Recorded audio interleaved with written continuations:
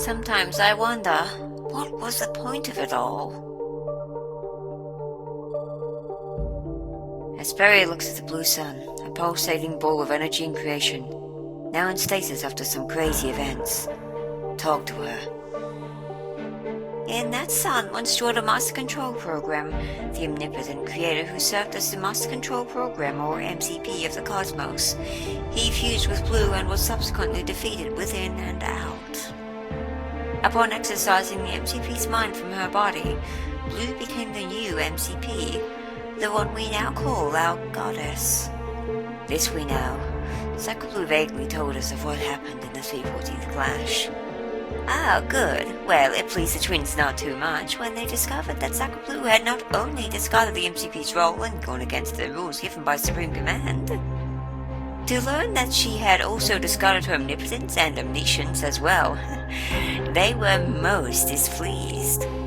Suddenly, an unknown variable had entered the field, a variable far beyond their ability to control. This variable grew into what we now refer to as the esoteric infinite. I think it'd be foolish to assume the twins don't have some secret weapon they won't unleash if all of their plans fail. Like a hard reset button. Fact is, we're at least going along with the Immoral Messenger's plans right now. That prize that she would seek, I have to wonder what it is. Something so valuable that she would create an entire cosmos and wait trillions of years for the potential variable to sprout. It gives me a little hope that she desires something so deeply. Why does that make you feel at ease? Because it means she has a weakness. Oh, there's that menacing red look of yours again. The second Archdemon, ruler of spite.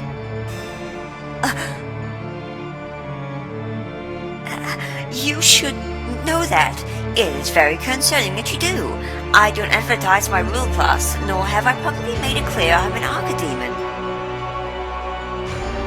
Eosheth's knowledge of Zatanna's chosen is complex and diverse, but I've been able to put a few things together.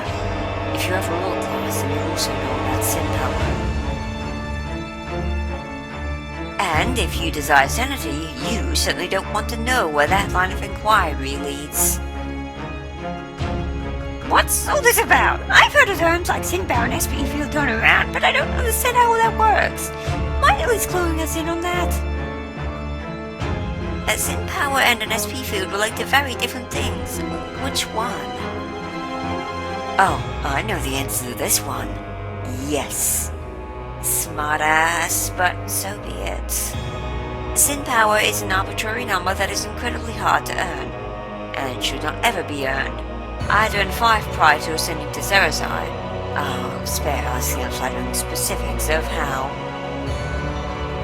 Once you ascend to either a Ceresai or a Cerezen, your sin power goes up to 10, upon which something fucking dreadful happens. The end.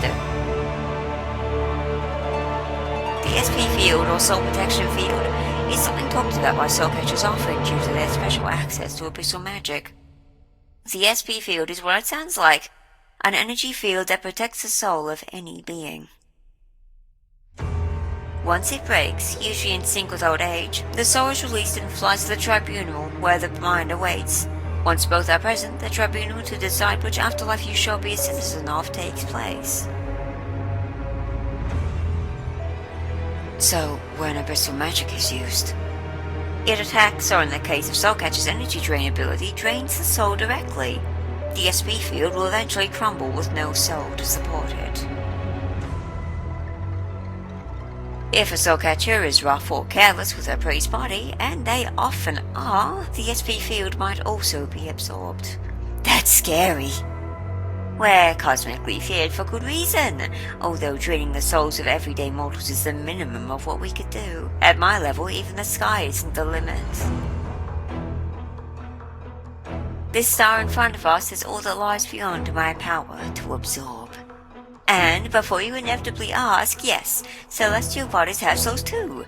Ever hear of the green sun? No? Well, that's what I'd expect. I devoured that unstable star's energy myself a good 20 years ago. Any reason? A few, actually. It was unstable and full of strange matter, which, if left to fester in the open cosmos, would have likely caused big problems. Further, if it was also the source of the atomic biowolf's power, we'd be disarming her by ridding the cosmos of it. Lastly, power.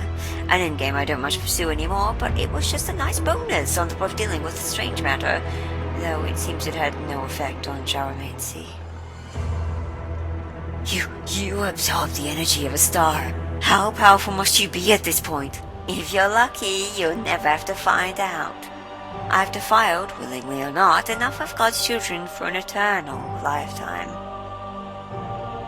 That said, if I ever do become something even more than I am now, it would be hard to resist absorbing the sun in front of us. Doing so would of course endanger all remaining life in the universe, as it is the lifeblood of all souls it houses. For this reason, it would only ever be a last resort. If all mortals and more were doomed anyway, then it might be one of the best ways to pose a challenge to those reckless children. That said, that would only be possible if I became something far beyond what I am now. A demon lord. Even uttering the name makes me shiver with anticipation. But the chances of even me becoming one are abysmal. There has only ever been one before in the known 3.5 quadrillion year span of the universe. Astaroth, the demon queen of betrayal. Very good. I never personally met her. Her reign as demon lord ended long before my inception. I think, even though you gave fair warning, I'd like to know, what happened to you at Sin Power 10? Even as the powerful Sarasai you are, there is no way you should know as much as you do. I could tell you, but I am under no obligation to tell you anything. I do hope you realize that. The knowledge you have is killing you inside to keep to yourself. It's written all over you. You're correct, but not for the reasons you think you are. I'm waiting. You're a fool.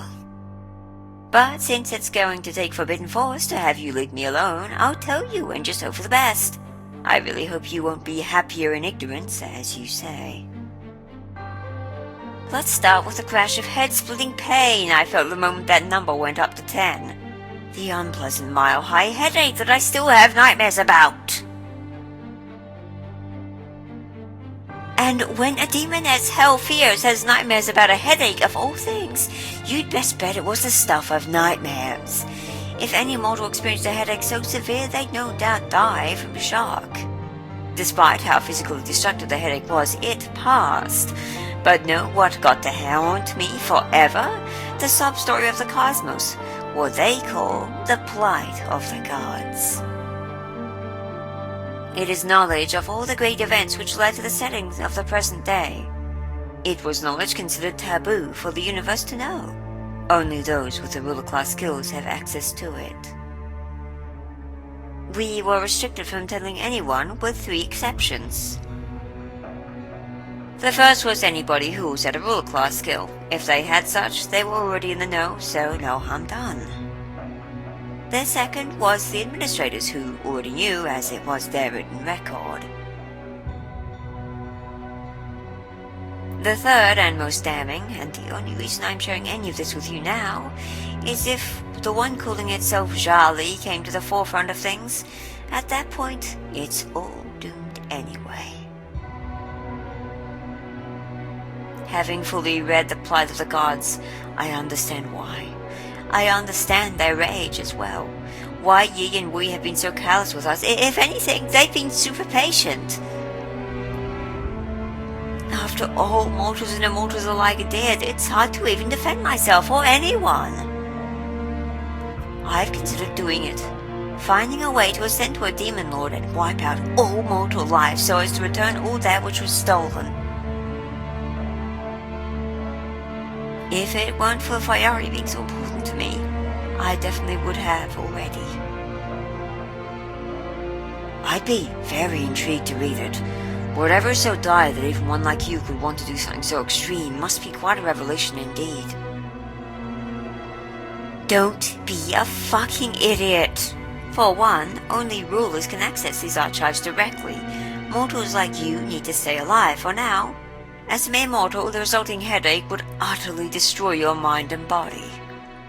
Secondly, none of this is knowledge I ever wanted! And if you knew what I knew now, you'd feel the same fucking way. Our universe is a joke. A raw, unfiltered, chaotic trash heap where nothing matters and everybody eventually dies and perishes. The worst part is that we are wholly responsible for all of that. Thirdly, and this is important, so listen fucking closely, temper your expectations. No one knows how to achieve the ruler class skills who hasn't done so already. There can also only be one ruler of any trade at one time. Sorry to yell, but these points need to be made clear. It is only thanks to Fire's comfort that I have been able to stop myself going rogue. You have no idea just how damning and fucked up this knowledge is. It makes all that terrible shit I did look like child's play. His folly is the newest ruler to emerge. When she did, I asked her, promise me that you won't read the Plight of the Gods unless she is threatened by an administrator to do so. Like I was. To put it bluntly, I wouldn't wish this knowledge even on my worst enemy. And on my worst enemies, I wish a lot of bad stuff. Most of which happens courtesy of me. You don't need this knowledge to flex. You don't deserve to become the kind of villain needed to attain any chance of a glimpse of the knowledge I have been made unwilling witness to. It is not helpful or uplifting, only hopelessness emboldened in text form. My atonement for reaching Sin Power 10 was to read through it, and Fiery as well. This is why none of us take the passengers on the starship or their concerns very seriously. On a cosmic scale, they don't matter. Nothing does. Also, this extra little tidbit stays between us, but Sacreblu has Sin Power 10. What? I was shocked too, believe me. I've seen that woman at her worst, and I still never dared guess she has that kind of Sin Power level. We'll keep that one under wraps, though what it could mean scares me wildly. It should! Anyway, I think I've said enough. Just try not to go and die out there, okay? We kinda need you alive for us to have a chance of saving anything.